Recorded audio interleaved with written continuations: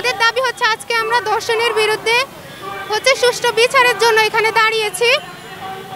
আজকে যেই আসিয়াকে আজকে যেই দর্শিত করা হয়েছে তার সুষ্ঠু বিচার চাচ্ছি। আমরা দেখেছি এর আগেও অনেক শিশু সন্তানদের 8 থেকে 9 বছরের মধ্যে তাদেরকে ধর্ষণ করা হচ্ছে। এটা এমন একটা বিষয়, মানে আমরা দেখতে পাচ্ছি, আগে দেখছিলাম যে ধর্ষণের একটা শ্রেণী বা ভেদ রয়েছে, ধর্ষণ করার একটা ন্যূনতম মিনিমাম শ্রেণী রয়েছে, কিন্তু এখন দেখা যাচ্ছে বাবা, তার ভাই, তার বোন সবাই হচ্ছে তাদেরকে ধর্ষিত করা হচ্ছে। এই ধর্ষণের শ্রেণীর কোনো বিচার আমরা দেখতে পাচ্ছি না। আমরা সরকারের কাছে আজকে একটাই দাবি চাচ্ছি যে আমাদের দাবি হচ্ছে ধর্ষণের বিরুদ্ধে বিচার চাই, সুষ্ঠু বিচার।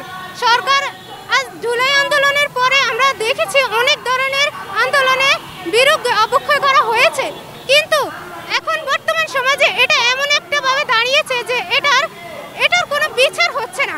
আমরা সবাই বলি বিচার চাই, কিন্তু বিচার কেন হচ্ছে না আমরা সেটাই জানতে চাচ্ছি। আমার সরকারের কাছে একটাই দাবি, আপনি প্লিজ আমাদের এটার একটা সুষ্ঠু বিচার দিন। যদি এটার কোনো বিচার হয়ও,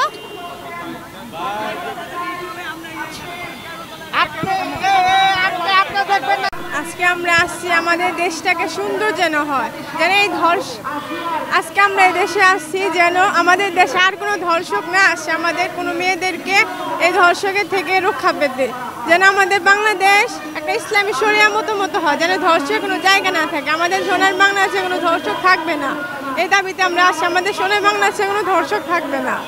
নাকি ভিতরে বসছে। এখন কি আমার প্রশ্ন হচ্ছে যেনারা এই সংস্কারের পক্ষে মতবাদ দিয়েছিলেন তেনারা আজ কোথায়? তেনারা কি সংস্কারের পক্ষে না? আমরা তো সংস্কারের পক্ষে।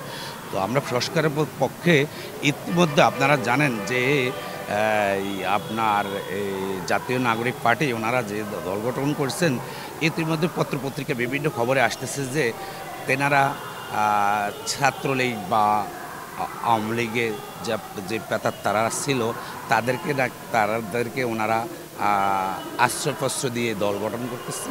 তো আমি বিশেষ করে বলবো 5ই আগস্টে যারা আপনার এই রক্ত দিয়ে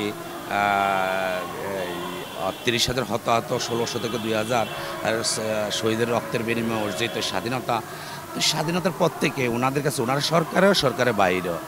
এখন আমার প্রশ্ন হচ্ছে যে আপনারা ঠিক আছে, আপনারা যে আজকে স্বাধীনতার সপক্ষে বা আপনারা দাবিদার হিসেবে দাবি করেন, আমার প্রশ্ন হচ্ছে যে আপনারা জাতির জন্য এই পর্যন্ত 7 মাসে আপনারা দেখান তো কোন একটা বিচার ব্যবস্থা আপনারা কায়েম করছিলেন যে ব্যবস্থা জনগণ আপনাদের মতামতের ভিত্তিতে একমত।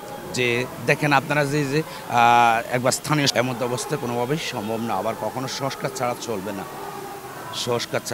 না। তো আমার এর মধ্যে মতবাদ হচ্ছে যে সংস্কার তো আমরা চাচ্ছি। সংস্কারের জন্য আমাদের বেগম খালেদা জিয়া 16 সালে 27 দফা কর্মসূচি ঘোষণা করছে। পরবর্তীতে আপনার 23 সালে আমাদের ভারপ্রাপ্ত চেয়ারম্যান বিভিন্ন সংগঠনের মাধ্যমে বিভিন্ন সংগঠনের মতামতের ভিত্তিতে 31 দফা, যেটা নিয়ে আমরা এখনও মাঠে কাজ করতেছি। এখন আমার প্রশ্ন হচ্ছে যে 31 দফা সংস্কারের বাইরে কি পড়ছে?